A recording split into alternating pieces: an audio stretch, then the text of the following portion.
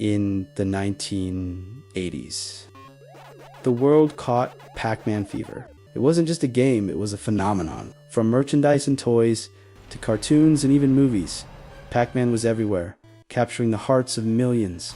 But it all began humbly: a simple yellow circle, a maze, and an idea. Create a game for everyone. Not just for the arcade regulars, from arcade floors to living rooms, from a single idea to a cultural sensation. Pac-Man would change gaming and pop culture forever. This is the story of Pac-Man. In 1955, a man named Masaya Nakamura founded a small company called Nakamura Sasako Show. Initially, the company focused on kids' horse rides for department stores, mechanical attractions designed to entertain children, but Nakamura had a vision beyond rides. He saw the potential in coin-operated machines, mechanical and electronic devices that could reach millions of people in public spaces. By 1974, Atari Japan was struggling. Distributing games was difficult, and the North American market was tough to break into. Atari Japan was put up for sale. Sega offered $50,000, but Nakamura saw an opportunity for something bigger. He offered $550,000 up front, plus $250,000 annually for 3 years, totaling $1.3 million, equivalent to $5 million today. Atari accepted, giving Namco rights to distribute Atari games in Japan. This small but bold step gave Namco the foothold it needed to grow, setting the stage for the arcade revolution. It was a gamble, but Nakamura's foresight would pay off in ways few could have predicted. Namco had taken the first step toward creating one of the most influential companies in video game history. After acquiring Atari Japan, Namco suddenly had access to a treasure trove of technology, ideas, and most importantly, a front row seat to the rapidly growing arcade industry. It was the mid to late 70s, the era of flashing lights, electronic sounds, and pixel-powered dreams. Namco wasn't just some small Japanese company anymore. They were learning from the best, studying every circuit, every joystick movement, every single coin dropped into a cabinet. And with every successful Atari game they distributed, Namco's engineers were learning how players thought, what made a game fun, addictive, and playable. But Namco didn't want to just distribute someone else's games. They wanted to make their own hits games that would carry the Namco name. And soon, that spark of creativity would ignite. Through the late 70s, Namco began releasing original titles like GB, Bombi, and Cutie. They weren't massive hits, but they showed something important. Namco was willing to experiment. In 1979, Namco released Galaxian, a game that would change everything for them. For the first time, the company built an arcade board that could produce vibrant, multicolored sprites, not just the simple white dots and blocks of the past. Galaxian was fast, smooth, and beautiful for its time. It was one of the first arcade games to feature true color animation, and it paved the way for even bigger things to come. Galaxian's success gave Namco something it had never had before: confidence. They realized they didn't just want to compete with Atari or Sega, they wanted to create something iconic, a character, a mascot. A game that would define Namco as a household name. And that's when a young developer named Tōru Iwatani stepped into the picture. Iwatani wasn't your typical game designer. In fact, he didn't even start in programming. He was more of an idea guy, fascinated by what made people smile. He had joined Namco in his early 20s, working on mechanical games before moving into video design. But what set him apart was his curiosity. He didn't just want to make games for gamers, he wanted to make games for everyone. In the late 70s, arcade culture was dominated by men. Most games were about war, shooting, racing, all things that screamed adrenaline and competition. Iwatani noticed something. When women walked into arcades, there wasn't much there for them. No games with bright colors, fun designs, or friendly characters. So he started thinking, what if we made a game that appealed to both men and women? Something cute, colorful, simple, but endlessly fun. That idea became the foundation for what would eventually become Pac-Man. One evening in 1979, while out with friends at a pizza restaurant in Tokyo, Iwatani picked up a slice from a fresh pie. He looked at the missing slice and laughed. It looked just like a mouth about to take a bite. That simple image sparked an idea that would change gaming forever. He imagined a character whose only purpose was to eat. Not shoot, not fight, just eat. It was simple, funny, and completely different from anything in arcades at the time. At first, the concept was called Pac-Man, from the Japanese phrase paku paku taberu, which means to eat quickly, like the sound of a mouth opening and closing. The name would later evolve into something the world would never forget: But designing the game wasn't easy. Hardware in the late 1970s was primitive, the memory was tiny, colors were limited, and movement was blocky. Still, Iwatani and his small team of just 9 people worked tirelessly to make it happen.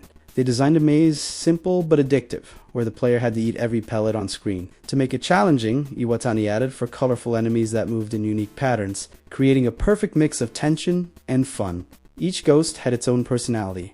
One chased directly, another tried to ambush, another moved randomly, and one followed patterns to confuse the player. This gave the game an almost human feeling, something rare in games at the time. Even more impressive, the team created an AI system so clever that it felt unpredictable. Each game felt different, and players started developing strategies to outsmart the ghosts long before the word strategy was used in gaming. When testing began, people loved it. The simple eating sound, waka waka waka, became instantly recognizable. Crowds formed around the machines, laughing and cheering. It was new, colorful, and charming. Something completely unlike the intense shooters dominating the arcades. Finally, in May 1980, the game was released in Japan under the name Pac-Man. The character was cute, the gameplay addictive, and it quickly became a nationwide hit. Arcade owners couldn't keep up with demand lines formed around the block, players competing for the highest score. Namco had done something no one thought possible. They had created a non-violent character-driven game that appealed to everyone, men, women, and even kids. The world had just met a new icon.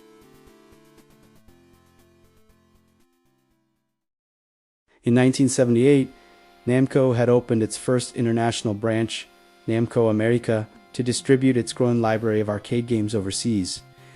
But this time, it wasn't just another game. This was a phenomenon waiting to happen. When Namco prepared to export Pac-Man to North America, there was one immediate concern.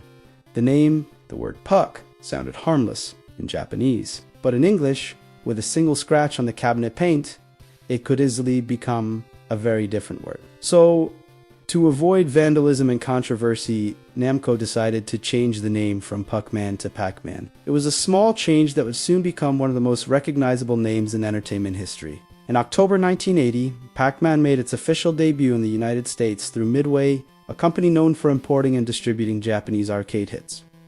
At first, no one expected much. The US arcade market was dominated by Space Invaders, Asteroids, and other shooting games. But within months, Pac-Man machines were selling faster than Namco could build them. By early 1981, Pac-Man Fever had swept across America. Every arcade, pizza parlor, and shopping mall had at least one glowing yellow cabinet. People lined up for their turn, cheering as the iconic Waka Waka Waka echoed through the air. The simplicity, the colors, the humor, it was something that appealed to everyone. By 1982, Pac-Man had become a global icon. He was everywhere, on lunchboxes, t-shirts, cereal boxers, and toys. There were Pac-Man board games, cartoons, breakfast cereals, even a hit song called Pac-Man Fever by Buckner and Garcia that climbed the Billboard charts. The song captured exactly what the world was feeling, the joy and obsession surrounding that little yellow circle. Namco quickly realized that Pac-Man wasn't just a game. It was a brand.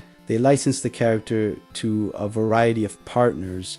Coleco, who made the mini arcade tabletop version. Tommy, who released handheld Pac-Man devices. And of course Atari, who would bring Pac-Man into millions of living rooms across the world. But Pac-Man's fame also came with imitators. Dozens of clones and knockoffs began to appear. Games like Munchkin for the Magnavox Odyssey 2 and Maze for the Fairchild Channel F. Some were blatant copies. Others tried to reinvent the idea. Atari, now the official license holder for the console version, went on a legal offensive, suing several companies to protect the Pac-Man brand. Still, the phenomenon continued to grow. In just 2 years, Pac-Man had generated over $1 billion in quarters, an unimaginable figure for the time. To put it in perspective, Pac-Man made more money than Star Wars had at the box office. Still, Pac-Man's worldwide success also planted the seeds for something else, an expectation. The world wanted more games like Pac-Man, more blockbusters, more hits. And as history has shown, those expectations would soon come crashing down on the shoulders of the very company that helped spread Pac-Man to the world. But for now, in the early 1980s, it felt like Pac-Man could do no wrong. He He was a global hero, a cultural symbol, and proof that video games had become more than just machines in a dark corner of an arcade. By 1981, Pac-Man wasn't just a hit, it was a global obsession. Namco had created a monster of success, and now everyone wanted a piece of it. Atari, still riding high on the success of the Atari 2600, saw Pac-Man as the perfect weapon to dominate the home console market. They wanted the yellow hero to be the system seller, the game that every household would want. But behind the scenes, something wasn't right. Development was rushed, deadlines were brutal, and the company's leadership had already begun to shift from creativity to pure profit. The home version of Pac-Man was programmed by a single developer, Todd Fry, who faced an impossible task: convert a complex arcade machine into a game that could run on the limited 2600 hardware and do it fast. He was given just a few months. When the game was finished, Atari executives were thrilled, not because it looked or played well, but because it existed. They believed the name Pac-Man alone would guarantee success. In March 1982, Pac-Man for the Atari 2600 hit store shelves. 5 million copies were produced, one for nearly every console owner in America. Atari expected record profits, but what they got instead was disappointment. The graphics were dull, the gameplay was jerky, the colors flickered, and that satisfying waka waka sound was gone. It didn't feel like Pac-Man. It didn't sound like Pac-Man. And to the players, it wasn't Pac-Man. Reviews were harsh, and fans felt betrayed. Parents returned copies to stores. Arcade lovers mocked it. It became a symbol of what many believed was wrong with the gaming industry, rushing out unfinished products to cash in on a name. Yet, somehow, the game still sold millions of copies. A strange mix of success and disaster, but Atari's reputation, once untouchable, was now showing cracks. Namco was disappointed too. Their beloved character had been mishandled, and their relationship with Atari began to strain. Where Namco saw art, Atari saw only numbers, and those numbers were starting to fall. Atari tried to fix things with Ms. Pac-Man, a follow-up developed not by Atari or Namco, but by an American third-party team, General Computer Corporation. Ironically, Ms. Pac-Man ended up being a better game. Smoother, faster, more fun. It was proof that Pac-Man could still shine when given the love it deserved. But the damage was already done. The golden age of Atari was slipping away. By 1983, the entire video game market was collapsing. Millions of unsold cartridges filled warehouses. Retailers stopped ordering games, and what began as Pac-Man Fever ended in a gaming hangover that would shake the industry to its core. Still, Pac-Man endured. He survived the crash, outlived the consoles that failed him, and remained one of the most beloved icons in gaming history. As the dust settled, players began to look back and realize, even with all its flaws, Pac-Man had changed everything. He turned video games into pop culture. He gave the world its first true gaming superstar. And though Atari's version nearly buried him, Pac-Man would rise again stronger than ever. Because icons never really die. They just respawn, and in the aftermath of the crash, new heroes would rise to take his place, bringing gaming back from the brink. But that is a story for another episode.